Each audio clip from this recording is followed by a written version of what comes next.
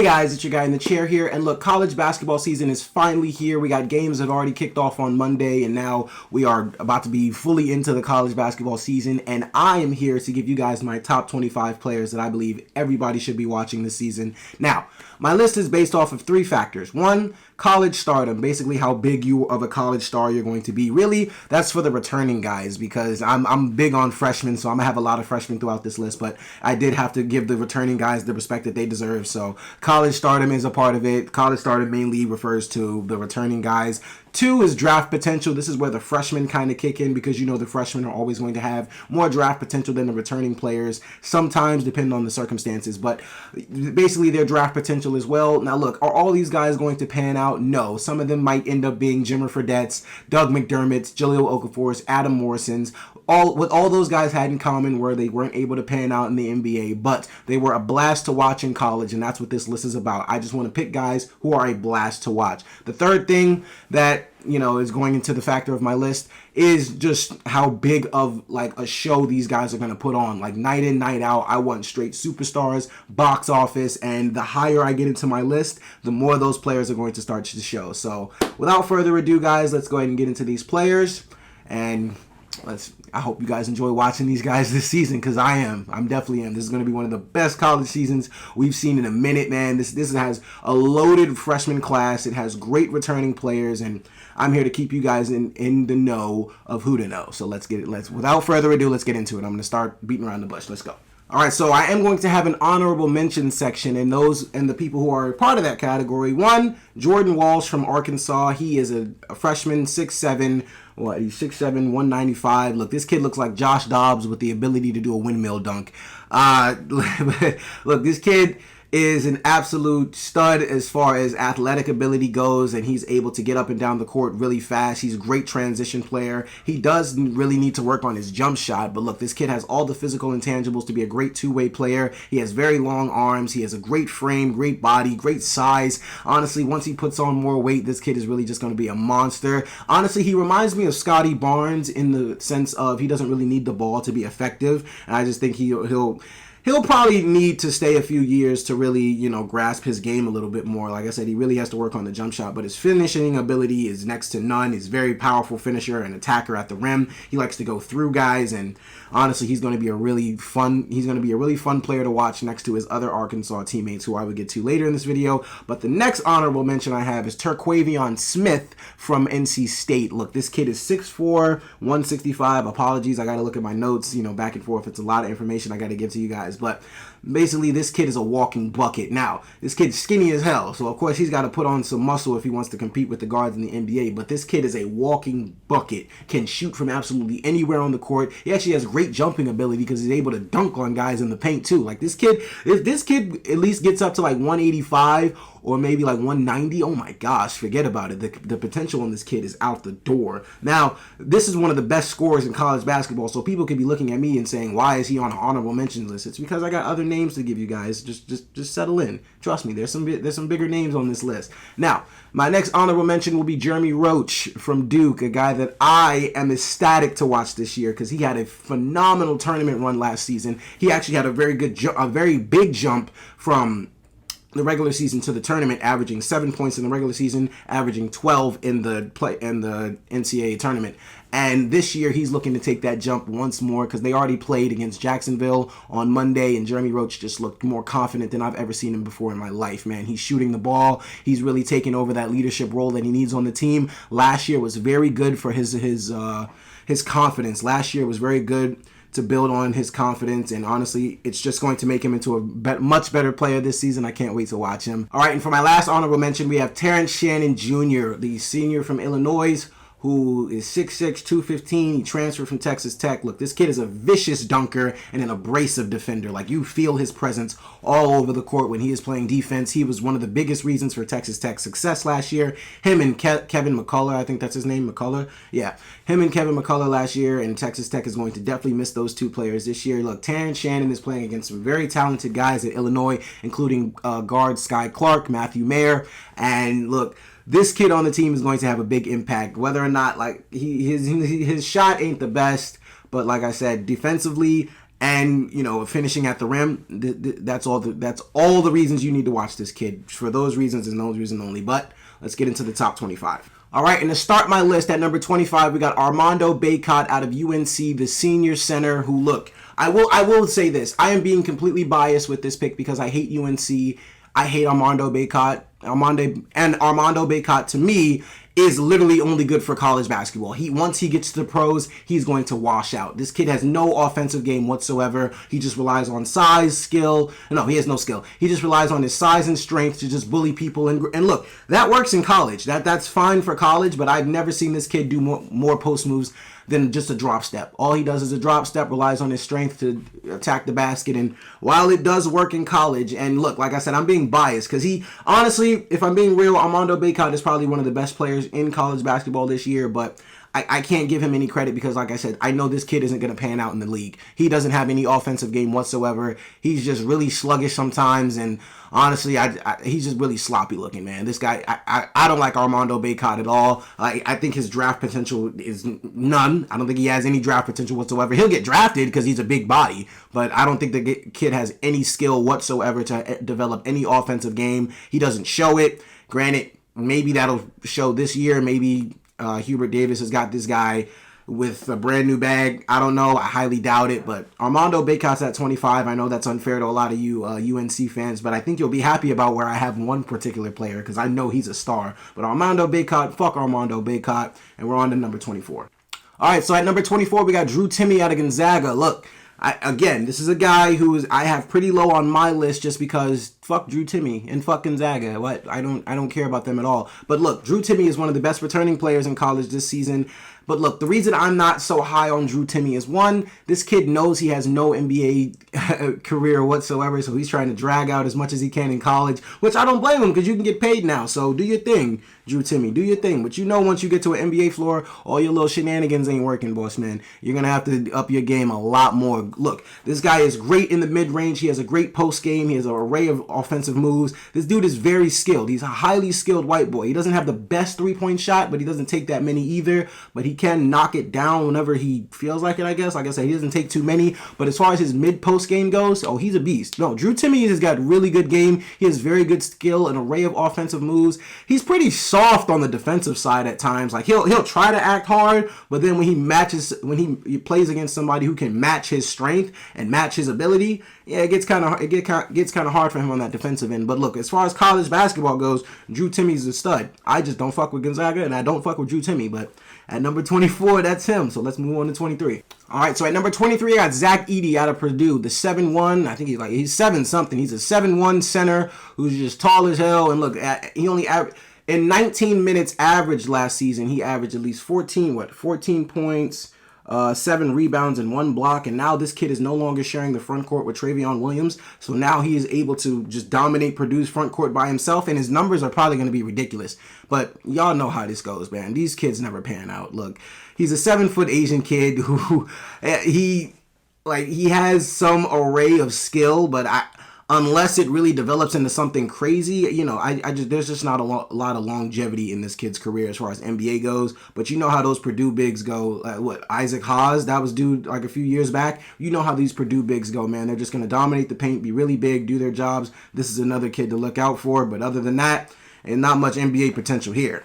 All right, so at number 22, we got Jalen Wilson out of Kansas. Look, this kid might not be the flashiest guy on this list, man, but this kid is very impactful. He is a very effective player. He's a great finisher at the rim. Hopefully he improves his shooting this year. And what I'm looking forward to out of this kid more so this year is his leadership ability to really be the main focal point of this KU team. While, of course, they have another star that I'll talk about in a little bit. This kid is somebody that the entire team will look for leadership. And Jalen Wilson, he had a very impressive outing against Omaha the other night when he almost had a triple-double. No, like I said, this kid is very good, man. This kid he's a developing playmaker. He's a very good rebounder. He's able to use his wingspan, his size. He's 6'8", 225. He has good frame, good size, good build. This kid is a very good college player, man. Will it translate to the league? No, but I'm probably going to stop saying that for these guys. I'll let you know when somebody's game will translate to the league. The guy with the most league potential I've probably named so far is Turquavion Smith, but I mean, It might be Jordan Walsh or it's probably Turquavion Smith. But look, I'll let you know when the guys have NBA potential. But as far as this kid goes, he's just a great leader. And honestly, for college basketball, he's going to have a really good season this year. I'm really excited to see what this kid does. All right, so next up we got Marquez Jr. Hopefully I said his name correctly. Out of UCLA. Look, this kid is a smooth three-point shooter who is always ready for the catch and shoot. This kid, honestly, like looking at his percentages, you would think he's not like a really good three-point shooter. He just takes a lot of shots. Like sometimes he'll just take a lot of bad shots, but this kid, when he actually settles into the game and he's very calm and collective about himself, he'll settle into his spots and knock them shots down 10 times out of 10. This kid is a very good shooter. This kid is a very pivotal part of UCLA's offense. He can honestly score in an array of ways. He has good mid-range game. He's not the fastest guy on the court, so he's not going to be like the most flashiest finisher, but he can get to the rim when he needs to. He has a very skilled array of post moves that he's able to use, but like I said, mainly this kid is just a really good shooter. He's a really good mid-post player. Playmaking ability, it's okay. It's nothing crazy. His defense, he's pretty soft. I can't lie to you. He's pretty soft on defense, but I mean, like I said, if he is playing against, it's the same with Timmy. If he's playing against somebody who can match his size and strength, then yeah, he'll probably get bullied a little bit. But other than that, no, this kid is a really good shooter. He's a very impactful player. Will it translate to the league? It depends. He could be a Duncan Robinson, but I think the kid's got to get in a little bit better shape to be on an NBA floor. All right, at number 20, we got Kel'el Ware out of Oregon. Look, he's a 7-foot center who is an absolute stud at rim protecting. He's very good he has a very good knack for just being around the rim, being able to put the ball back in the hole, whether it's offensive or defensive rebounding. This kid's good at it. Now, when you watch his tape, and this was my reaction to his tape too, not a lot is popping off the screen. This kid is really just straight potential. It's about what he can become. This kid has the ability to knock down jump shots. He just needs to become more confident on the offensive end as to how he can get his scoring and how he can be effective on the court. Defensively, the kid's going to be there no matter what. He's 7 foot, has a massive wingspan, able to block shots from New York to Alabama as far as I'm concerned. Look, this kid is able to be a very good defender. It's just what he's going to be able to do on the offensive end. Like I said, he has the ability to knock down jump shots. That's very pivotal for the NBA, as you all know.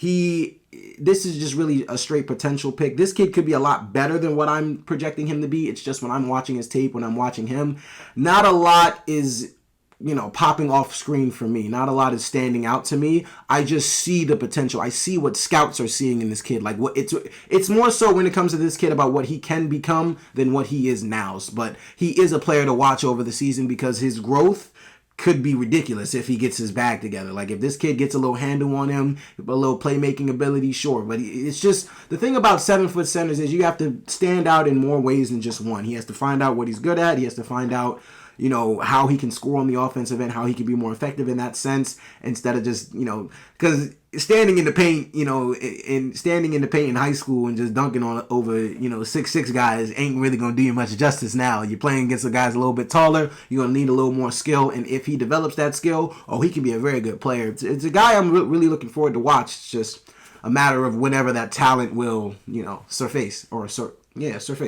All right, so at number 19, we got Cassan Wallace out of Kentucky. Look, this guy has dreads, so he has superpowers. Look, this kid is an electrifying scorer. His athleticism is out of this world. He's 6'3", 180. He has very good bounce, very good jump shot. He's really a do-it-all type guy. He's very energetic. He's all over the floor. He's in them passing lanes, always trying to get on the fast break. And he's a great transition player. Kentucky is built to be on the fast break this year, and this kid is the perfect guy to be leading your fast break. This kid is a great transitional player. Like I said, he can score in an array of ways. He has a really good jump shot.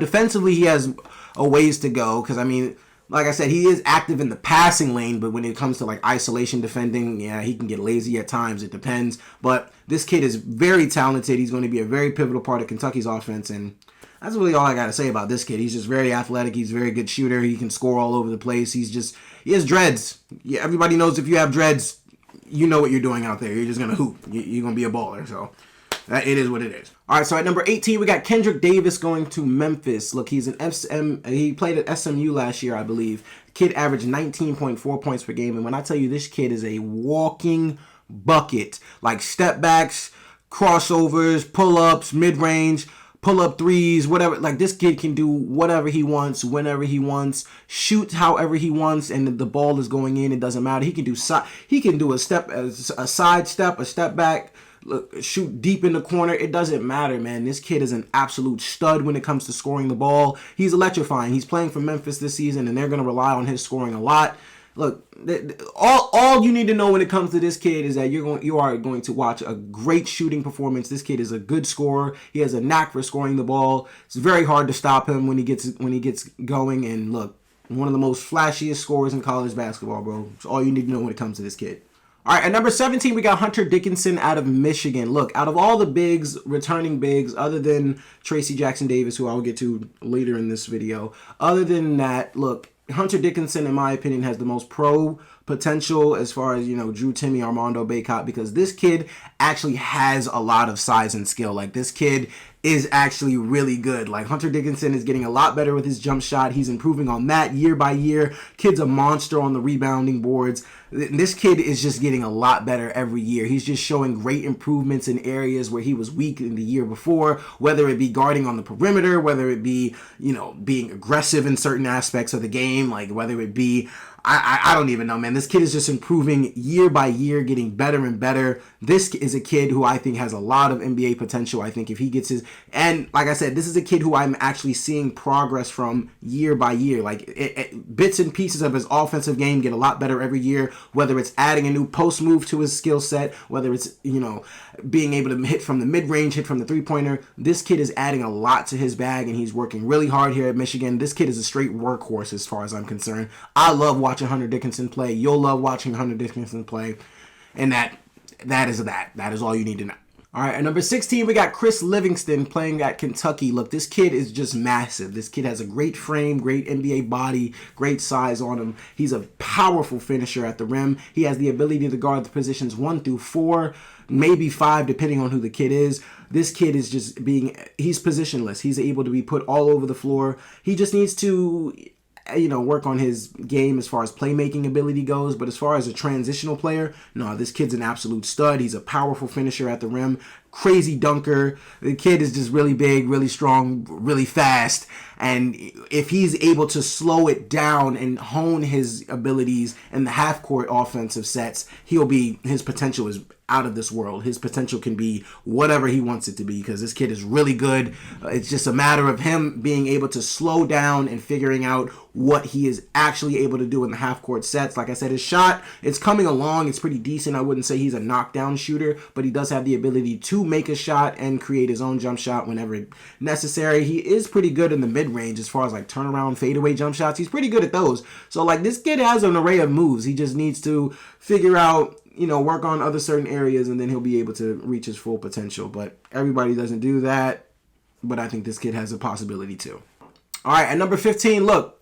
Y'all see the jersey. I'm addicted to white boys with swagger, and this young man has got a lot of it. Grady Dick out of Kansas. Yeah, you thought I was going to say a Duke player. No.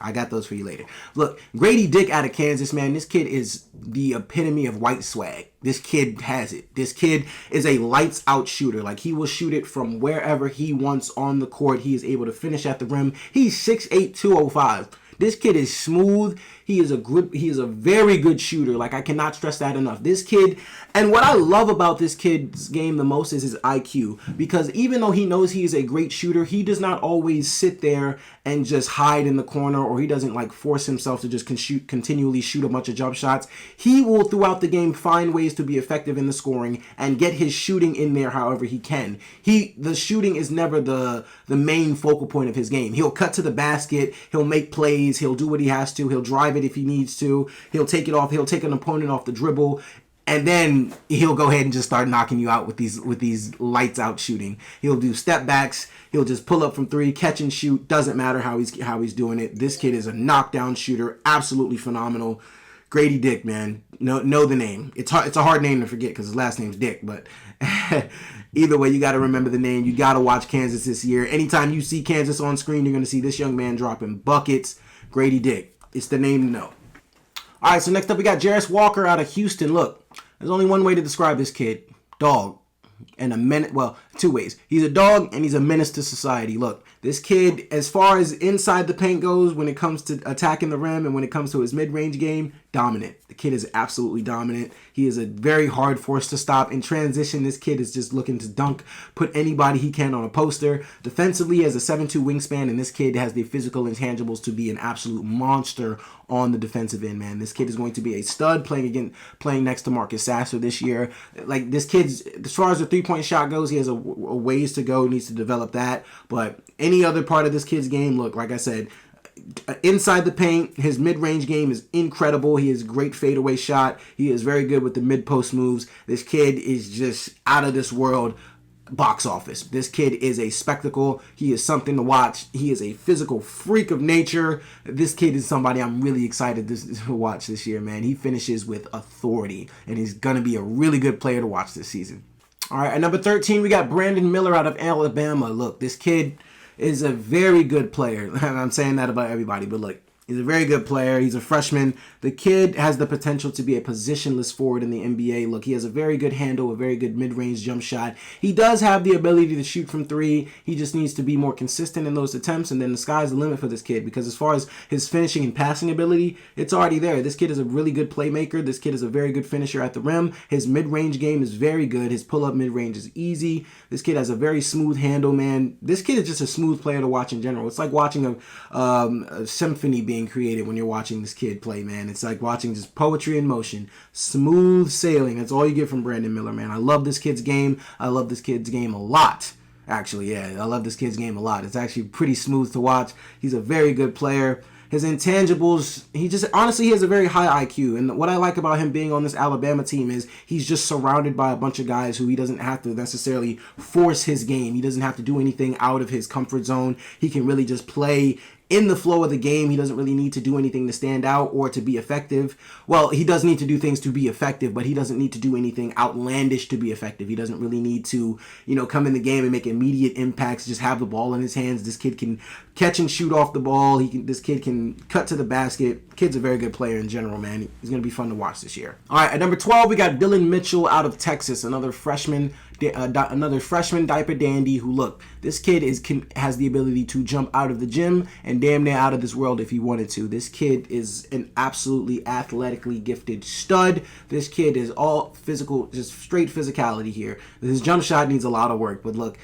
I believe that'll come along at some point. This kid, Dylan Mitchell, has the ability to grab offensive boards maniacally or menacingly. This kid has the ability to grab defensive boards menacingly. He is blocking shots. He is great on the defensive end. This kid has a lot of high energy. Like I said, this is another kid that reminds me of Scotty Barnes a lot. He also went to the same school as Scotty Barnes. He's a Montverde product. This kid is just straight energy, a straight ball of very high energy, and I think he literally can be the carbon copy of Scotty Barnes. This kid just needs to work on his jump shot, but his offensive game, as far as offensive rebounding and putting it back, put back dunking, putting it back up on the board, all that good stuff, this kid is already really good at. Like I said, he literally just needs to work on his jump shot game, and this kid, his potential is out of this world. The sky is the limit for this kid as far as I'm concerned. This kid is a very flashy dunker. This kid is going to be putting a lot of guys on a lot of posters this year, and Texas is a team you're going to want to watch. Or Dylan Mitchell is a guy you're definitely going to want to have your eyes on whenever you have Texas on your screen. All right, at number 11, we got Gigi Jackson out of South Carolina, and I know a lot of people are dropping their jaws because this kid is a human highlight reel. I will let you know this now. This kid is an absolute stud when it comes to transition dunking. This kid is just huge. He's a menace to society. He's another one of those guys you got to watch out for. Gigi Jackson is really good. There's just 10 other guys that I think are better in the college basketball world themselves. Plus, this kid goes to South Carolina. I'm not even sure if he's going to be able to carry them to the tournament. Maybe he will, but I'm not even sure if this kid will make a tournament appearance this year. But if he does, either way, you need to watch Gigi Jackson because this kid is the youngest prospect in the league. He'll only be, I believe, 18 when the draft starts, and then like 2 months into the NBA season next year, he'll be 19. So this kid has a lot of room to grow. He's very young. He's already physically just ripped. This kid is really big. This kid is able to just fly all over the place. Where he thrives the most is transition. His three-point shooting is abysmal, but this kid is a very good transitional player. He's able to finish at the rim, get to his spots wherever he wants. He just honestly has to work on his ability just to shoot. That's it. Because other than that, no, this kid is able to make plays. This kid is a pretty good passer for his size and frame. This kid is a pretty Honestly, he's a pretty good defender. He's going to get a lot better at that. Like I said, this kid is just really young, so the potential for this kid is out of this world. Like, this is really where this all comes into play for G.G. Jackson. It's really just the fact that he's just young, and he has a lot of room to grow, and he's honestly going to turn into a very phenomenal player. It's just I got 10 guys as far as this college basketball season goes that I think you'll want to see even more. All right, so at number 10, we got Dereck Lively out of Duke. Look, this is one of the best rim-protecting freshmen in the country. This kid is honestly developing his three-point shot very well. He's honestly getting a lot more skilled on that offensive end, but this is one of the best rim protectors. Granted, this kid is really skinny. I think he's, 7'1", 205? No, he's 7'1", 215, so the kid's definitely got to bulk up more in that aspect, but this kid is very good defensively. He's a very good rim protector. He's like I said, his three-point shot is definitely coming along well. He has the ability to make plays on the offensive end. He's able to pass the dish to teammates. Honestly, what I love about Dereck Lively is his pairing with his another great freshman, Kyle Filipowski, who's a knockdown three-point shooter. Like, those two working off of each other is going to be ridiculous, man. The paint presence, the stretching, the way they're going to be able to stretch defenses with these two on the court is going to be ridiculous. Dereck Lively is going to be one of the best prospects you see all season, and he goes to Duke, guys. You already know how that goes. At number 9, we got Cam Whitmore. Look, PG County, stand up, man. I didn't say what school he's going to. Cam Whitmore out of Villanova. Look, PG County, stand up. We got a prospect out of Archbishop Carroll, and this kid is going to be that. This kid is an absolute stud, man. This kid is a powerful finisher at the rim. He loves to attack off the dribble. Granted, I think as far as his handle package goes, he relies more on his size and strength to be able to dribble past guys instead of kind of like create his own shot and finesse his way to the basket. Right now, he doesn't really need to do that because he's strong enough to just bulldoze his way past anybody. This kid has a very good jump shot, in my opinion. I mean, it is pretty iffy, but I think it's a jump shot that he is working on substantially. It'll get a lot better. I think this kid will be one of the next Villanova PG products that is just absolutely a pleasure to watch. Can't wait to see this kid get back from his injury. Once he does, this Villanova team, sky is the limit as far as, him and Justin Moore. Whenever those guys get back, this Villanova's team potential is just going to be out of this world. That's going to be a very entertaining player to watch this season. All right, at number 8, we got Keonte George out of Baylor. Look, this is one of the most electric guards you will see all year in college basketball. This kid is an absolute big shot maker, big shot taker. He has the ability. He's a very crafty guard. He's not somebody who has the quickest first step and he's going to blow you away with his athleticism, although he is pretty gifted vertically. He's just not, the most athletically gifted guard you'll see all year, but this kid is very crafty when it comes to being able to score the basketball. He's a very efficient scorer. He finds various ways, whether it's off the jab step, pump fakes using his strength itself. He has very effective ways to score the basketball. The only thing I got to say about this kid is he's just got to develop his playmaking in a sense, but when it comes down to clutch moments, this kid is the one that's going to take the shot. He's probably going to make it. This kid has been doing that his entire high school career. This kid is a very aggressive finisher at the rim. He's a great slasher, great attacker. This kid, as far as scoring the basketball, next to none. This kid can easily score the basketball. He's just going to have to find ways to be effective in the playmaking aspect of his game. After that, that's all she wrote, because that's all the kid needs is playmaking. I mean, defense too. You need other intangibles in that sense too, but his defense will come along. Playmaking is the only thing that I stress this kid needs to work on, but as far as just straight entertainment value, no, this kid's going to be one of the highlights of Baylor's season this year, man. You definitely got to keep your eyes on this kid. He's going to be one of the best prospects coming into the draft this year as well. Keonte George, ladies and gentlemen. Remember the name.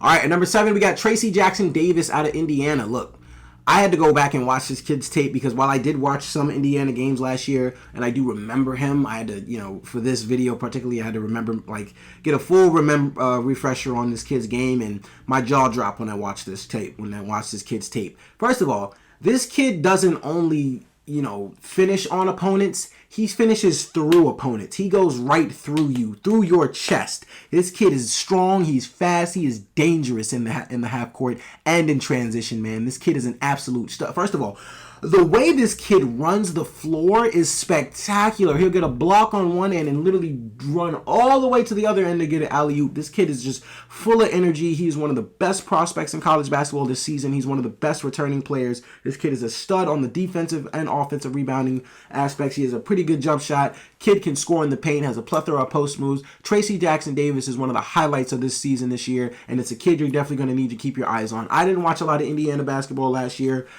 this year I'm definitely going to do so because I want to watch this kid. This is the only reason you need to have Indiana basketball on, because of this kid right here. Trust me, you're not going to regret it.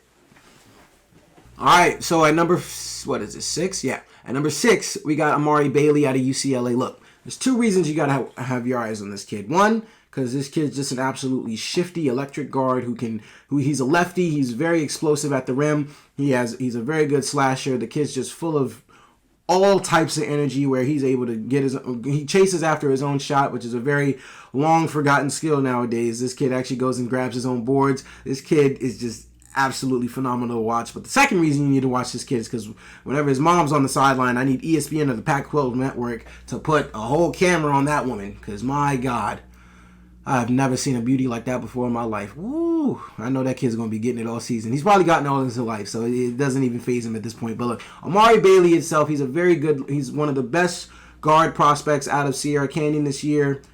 This kid is I'm so sorry. I'm just out of it at this point. But this kid is a very effective guard. He's a crafty lefty. He does not use his right that much, and of course that is going to have to change. Granted, RJ Barrett did a pretty good job of making the left hand his go-to move his entire college career. So this kid can definitely get away with that, but at some point, if he wants to get better, he's going to have to use the right a bit more. Does he have the best jump shot in the world?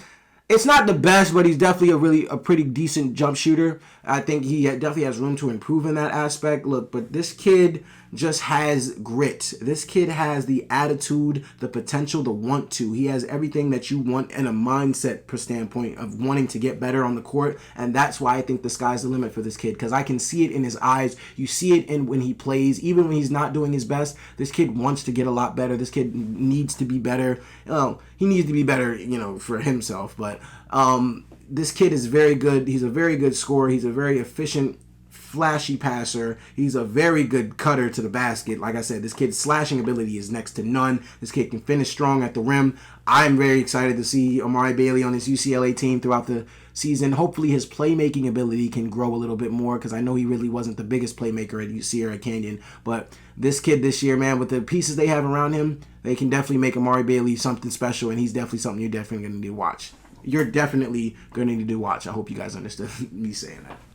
All right, so next up we got at number 5, we got Marcus Sasser out of Houston. Look, this is a do-it-all guard, from literally his handle to his finishing ability to his shot-making ability. This kid can do whatever he wants on the floor. This kid is a stone-cold killer. It's as simple as that. This kid is ready to come out. He averaged like 17 and 4 last year. This kid's coming out ready to win but he's ready to win an NCAA title, or at least, try his best to. But look, Marcus Sasser is a stone cold blooded killer, man. This kid takes the big shots. He makes the big shots. This kid is a reliable shooter, whether it's catch and shoot, off the dribble, it does not matter. Offensively, his skill set is ridiculous. Defensively, he's decent. He's not like the best defender in the country, but this kid is a very good guard, period. This kid is one of the highlights of college basketball. You are going to want Marcus Sasser on your screen all season long. Trust me, this kid is absolutely phenomenal. There are 4 other players, though, that I think are a lot better.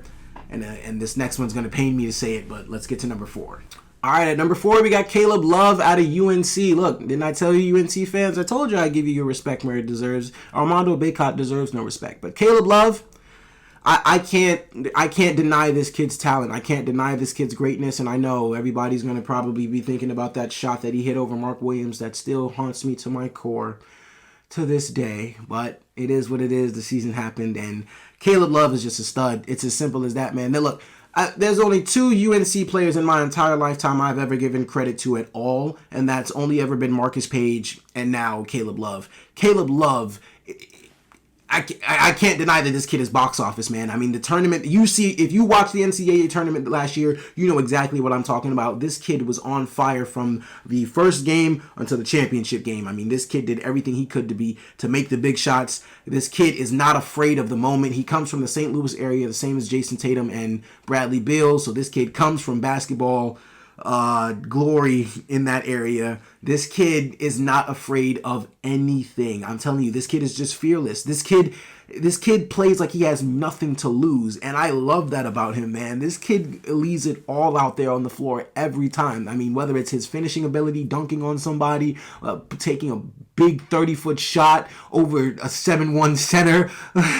It doesn't matter, man. This kid is not afraid to make the big moments happen on that court. He'll make something out of nothing. I've seen it happen plenty of times last year, in the whether it be in the tournament or the regular season for UNC. UNC has a phenomenal backcourt. RJ Davis deserves credit as well. But Caleb Love, my God, ladies and gentlemen, you are going to want all eyes on this kid this year, because this kid is going to have a great senior season. This kid, I think he's a senior. I think he might be a junior. Either way, this kid's going to have a great season, hopefully leading into a good NBA career, because I think he has all the potential to be a great NBA player.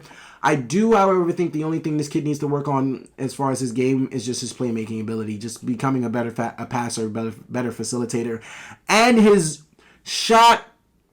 His shot taking decisions aren't the best.